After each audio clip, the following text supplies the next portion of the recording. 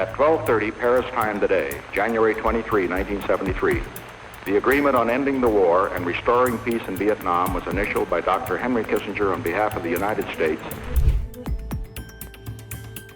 इतिहास गवाह है कि युद्ध जीतने से आसान होता है उसे शुरू करना, लेकिन शांति लाने के लिए सदियों का सब्र चाहिए।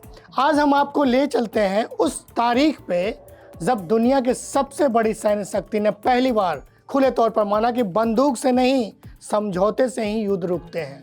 लेकिन निक्सन की जगह ट्रंप का एक बार फिर उसी दिशा में बढ़ गए हैं। नमस्कार, मैं हूं नवनीत सरौन और आप देख रहे हैं न्यूज़ी का खास सेगमेंट विदेश मंत्रालय। तारीख 23 जनवरी 1973, दिन मंगलवार, जगह पेरिस। यहीं पर हुआ एक ऐतिहासिक समझौता, पेरिस पीस एकॉर्ड्स। यह वही समझौता था जिसने वियतनाम वार को खत्म करने की औपचारिक घोषणा की।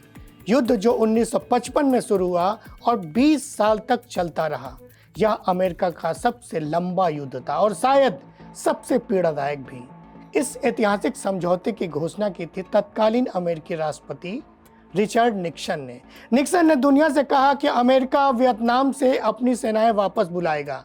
यह सिर्फ एक सैन्य फैसला नहीं था, यह स्वीकारोक्ति थी कि युद्ध की भी एक सीमा होती है। इस युद्ध में करीब 58,000 के करीब अमेरिकी सैनिक मारे गए। लाखों वियतनामी नागरिकों ने अपनी जान गंवाई, गांव उजड़े, पीढ़ियां बर्बाद हुई और अमेरिका के भीतर युद्ध विरोधी आंदोलन ने पूरी राजनीति को हिलाकर रख दिया। लेकिन सच ये भी है कि समझौते के बाद भी वियतनाम में संघर्ष पूरी तरह खत्म नहीं हुआ। 1975 में साइगोन गिरा और युद्ध का अंतिम अध्याय खून और धुएं के बीच लिखा गया। यानी शांति समझौता हुआ, लेकिन शांति आने में वक्त लग गया। आज जब अमेरिका गाजा स्ट्रिप को लेके शांति पहल की बात कर रहा है तो 1973 का यह इतिहास एक सवाल छोड़ जाता है, क्या शांति सिर्फ बयान से आती है या उसके लिए ईमानदार इरादे भी ज़रूरी होते हैं। वियतनाम हमें सिखाता है कि बम युद्ध रोक सकते हैं, लेकिन भरोसा ही शांति लाता है। इतिहास को याद रखिए, क्योंकि जो सबक भूल जाता है वह उसे दोहराने के लिए मजबूर हो जाता है। लेकिन शक्ति के शिखर पर बैठा एक आदमी जो यह मान बैठा है कि धरती का नक्शा उसकी जेब में रखा हुआ एक कागज का टुकड़ा है। नाम है उसका, समझ ही गए होंगे आप, डोनाल्ड ट्रंप। हम डोनाल्ड ट्रंप की बात कर रहे हैं फिर से एक बार कि अमेरिका के प्रेसिडेंट डोनाल्ड ट्रंप अब सिर्फ बयान नहीं दे रहे हैं, अब वे सीमाएं लांघ रहे हैं। और वो सीमाएं राजनीति की नहीं है, वो सीमाएं सभ्यता की सीमाएं। यह भी कह रहे हैं कि मेरी हत्या कराई तो ईरान का नामो निशान मिट जाएगा।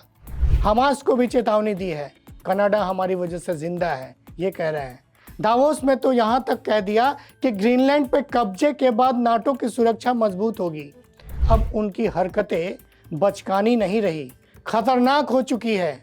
अच्छी बात यह है कि हमास को चेतावनी दी है। उन्होंने कहा है कि हमास हथियार डाले नहीं तो अंत सुनिश्चित है। यह अच्छी पहल हो सकती है। हालांकि ऐसी ही हरकत जो सिर्फ ट्रंप को नहीं, पूरे अमेरिका को हंसी और निंदा का पात्र भी बना रही है। इस तरीके के बातें।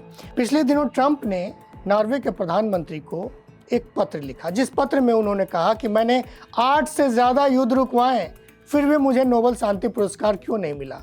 अब शांति मेरी जिम्मेदारी नहीं है। सुनिए ज़रा इनकी, ये कोई स्टैंड अप कॉमेडी नहीं है, ये अमेरिका के राष्ट्रपति की सोच है। कह सकते हैं कि शांति की शर्त पर पुरस्कार मांगने वाला शांति दूत नहीं, सौदागर होता है। नोबेल शांति पुरस्कार नॉर्वे की सरकार नहीं देती है, एक स्वतंत्र समिति है। जो स्वतंत्र समिति जो है ये पुरस्कार देती है। लेकिन ट्रंप को इससे मतलब ही क्या है? उन्हें तो बस तालियां चाहिए, चाहे युद्ध के मलबे पर ही क्यों ना मिले, क्योंकि अब उनके साख पर सवाल है। यूरोप के देशों को देखते हुए ट्रंप ने नाटो देशों पर भी निशाना साध लिया है। इस तरह से यूरोप और अमेरिका दोनों का हित अलग अलग दिखने लगा है। और अब बात करते हैं वेनेजुएला की, एक कमज़ोर देश, आर्थिक संकट में फंसा हुआ देश। ट्रंप ने क्या किया? तो हमला किया, सरकार गिराने की कोशिश की, कठपुतली राष्ट्रपति बनाने की साजिश रची। यह सब करने के बाद भी उन्हें लगता है अगर कि वो नोबेल के हकदार हैं, तो यहाँ आप समझ सकते हैं कि जो लोकतंत्र को बंदूक से बदल दे वो शांति का नहीं, वो शांति का दूत हो ही नहीं सकता है, अपराध का दावेदार होता है। लेकिन ट्रंप यहीं नहीं रुके, इससे आगे भी बढ़े। ट्रंप ने कहा कि अब उनकी नज़र है ग्रीनलैंड पर, और ये ग्रीनलैंड डेनमार्क का स्वायत्तशासी क्षेत्र है। उन्होंने स्पष्ट शब्दों में कहा कि हमें ग्रीनलैंड चाहिए। क्यों चाहिए उन्हें ग्रीनलैंड, उसे भी बताते हैं। क्योंकि उन्हें चाहिए, बस यही तर्क है उनका कि उन्हें ग्रीनलैंड चाहिए। यूरोप ने मना किया, डेनमार्क ने कहा कि ग्रीनलैंड बिकाऊ नहीं है। तो ट्रंप ने क्या किया? धमकी दी। टैरिफ की धमकी वो थी, आर्थिक युद्ध की धमकी वो थी। यहाँ पे आपको फिर से एक बार बताएं कि जब तर्क खत्म हो जाए तो अहंकार धमकी देता है। अब जरा इस दृश्य को समझिए कि ट्रंप ने अपने ऑफिस की एक तस्वीर जारी की है अपने ट्रूथ पे। दीवार पर नक्शा लगा था, उस नक्शे में वेनेजुएला, ग्रीनलैंड और कनाडा अमेरिका के हिस्से दिखाए गए।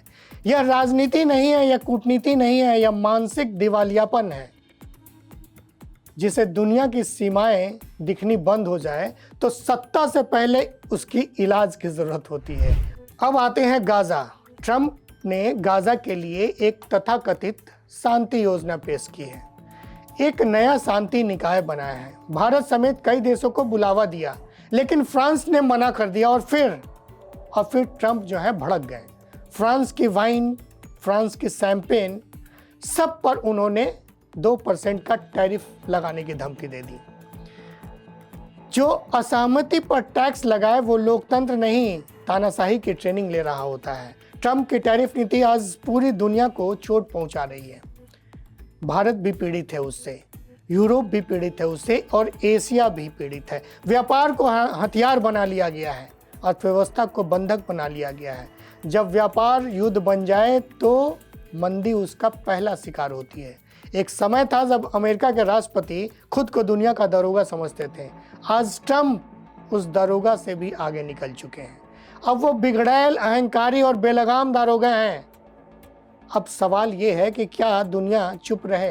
क्या देश अलग अलग डरते रहे?